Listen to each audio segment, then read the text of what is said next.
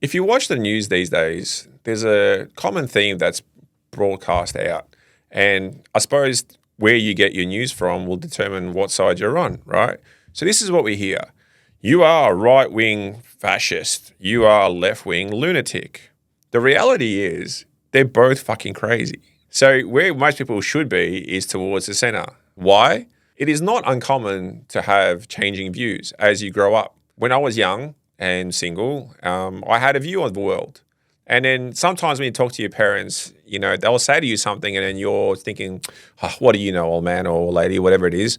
But then as you grow up and then you start experiencing the same challenges, you finally maybe understand your parents.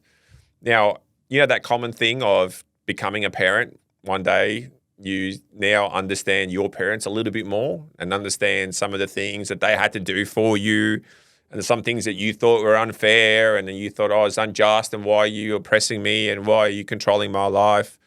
And this is a common theme that parents sort of know when the kids become teenagers. So this is a very similar situation that you have in politics. Now, it's okay for you to change your viewpoint. So why is it so polarized that you are either right or you are completely left? There is another option. The option is to be towards the center.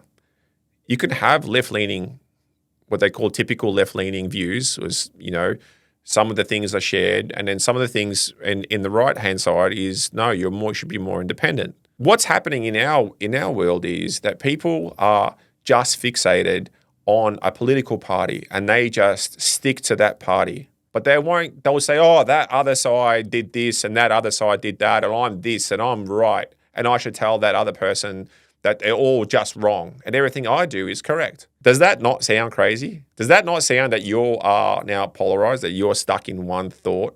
Is it impossible to have conversations with certain people in your family? Do you remember when it was like, were you a kid and you said to your parents, this is unfair, this is my choice, I want to do this, and the parents said no. And you say, why? And they say, because. You'll understand later on. But at that time, you don't understand, right?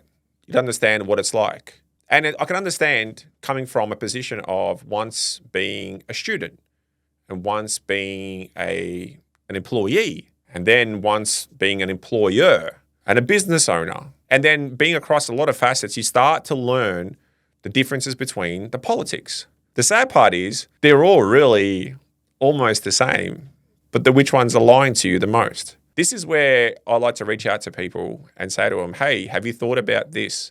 Have you actually thought about the opposite view?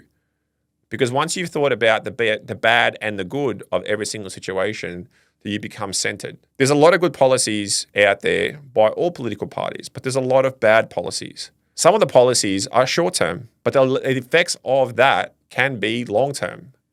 If we decide to do something as a nation on a small scale, we might not see the effects of it until 10, 20, 30 years later. Take for example, demographics. Population and the aging population. Now, there's work that we're doing right now is they're putting up boomers versus Gen Zs or millennials. And they're creating this sort of divide between us. They don't understand. Well, kind of some people do. And some people maybe don't. Boomers are not going to understand a world that the current kids are living in because they're not living in that same world. They're not students in the current situation. But kids these days are not going to understand the boomers. They grew up in a generation that was totally different in a total different world. I'm sort of somewhere in between at the moment. Mine is a specific one called the Gen Y, which is we knew a time before the internet, and then we grew up with cellular phones, and then we just got the internet, but we didn't get it as kids. We got them as teenagers. And then the workforce changed, and then we had computers everywhere. And then now we're sort of transitioning still. We still understand what it's like to be in a generation with the internet, and we still understand a generation without the internet. It's always hilarious to try and explain to your kids what life was without the internet, when you had to come home and watch TV that was just fixed programming versus dial on demand. They can watch any show that they want and press a button and it's there, right? The internet is there. I was blessed to have a time when I was at school to say, wow, the internet. I don't have to go to a library to get the book now. I can watch a video on somebody who's lecturing in all the other side of the world. And now I can learn from that. But the difference is you have to understand that if you find yourself in one side, if you're saying, I just vote Liberal, I just vote Labor, and without actually analysing what they're all on about, then unfortunately for you, you're stuck in one-minded thinking and you're the same as that person that you actually hate because they're stuck in a one-minded thinking. There are policies that both parties always introduce, and there are policies that affect multiple people. And sometimes in this so-called democracy, we get to have a choice and have a voice. But that doesn't make it bad, it doesn't make it good. But there's some things that need to be thought out a lot more. If you are more centered, I believe, people are going to be a bit more resistant to the craziness that's out there. It was such an experience living through the COVID times in Victoria when our state was so locked down. And then the people that were protesting the lockdowns were called fascists without actually knowing that the people that were locking us down were the real fascists. Fascism is when corporations and government run the country with complete authoritarianism. So when our state grabbed us, locked us down, said you can't go anywhere, you must take this medication, you must take this vaccine, and force you to do that and say to you, if you don't do this, you're not going to have a job, you're not going to go outside, you're not going to be able to go visit your family, you're not going to be able to go to work. That is fascism. That is the real fascism. And then for them to call the people that were opposed that fascist, that was a scary experience for a lot of us. And I'm not quite sure what the other states thought about it, but I can tell you the rest of the world, when I talk to them, when I talk to relatives overseas and family and friends, they are like, what the hell is going on in your place? Because they've experienced some extreme fascism. They've experienced things like communism. They've experienced like socialism. They've experienced what it's like to be under dictatorships. They've experienced wars. And when their government told them, hey, you're going to grab a gun tomorrow and you're going to go out to war and kill your relatives on the other side. They've experienced that. And then they know what it's like. And they're looking at us and worried about us. So if you're going to go out and tell everyone else that they're fascists while telling them to control their lives, maybe put the mirror up and look at yourself. What I'd love to see in Victoria and love to see the rest of the country is a bit more centred. Don't just vote Liberal, don't just vote Labor, don't just vote the Greens, don't just vote whoever Nationals, whatever you were voting for the sake of being that club. Look at the actual real policies and look at what they're doing.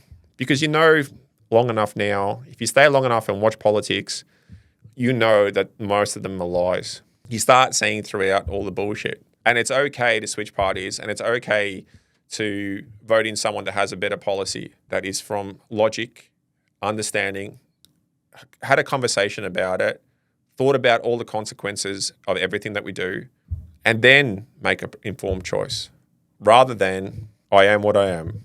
Here's a challenge I give to anyone listening to this. Sit down and write down your views, current views, and see if they've changed over time. See if your views have changed to a point where they're the opposite to what you once thought. And understand that people making choices now, and it's okay to actually change your thoughts.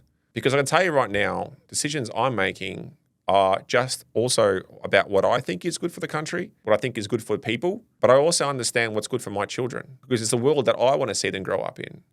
There's going to be great parts about the stuff that I grew up with. There's going to be great parts about there's also negative parts about the things I grew up with. There's some of those things grow up lessons. But the biggest challenge I want you to understand is that those parties that once were, for example, the Labor Party, when I came to Australia, they represented something totally different to the current Labor Party. And the Liberals, what they used to represent, is totally different to what they show us now. There was so much squabbling the last few years that even the prime ministers that we voted for were shanked by their own political party. So what does that tell you about some of this leadership that we've got going on in this country? What does that tell you about the corporations that have some influence about what happens in our politics? What does it tell you when, for example, Transurban in Victoria signed a new deal with Dan Andrews to continue on tolling us till death for driving on our roads that we've already paid off? Do you see the corruption? And can you acknowledge the corruption that's happening even in the party that you voted for? Because once you hold those people to account and once you actually say to yourself, hey, I've actually might have made a mistake and that we can switch that and we can start getting better. If you like what you hear, follow and subscribe and ask some questions down below and I'll do my best to answer them for you.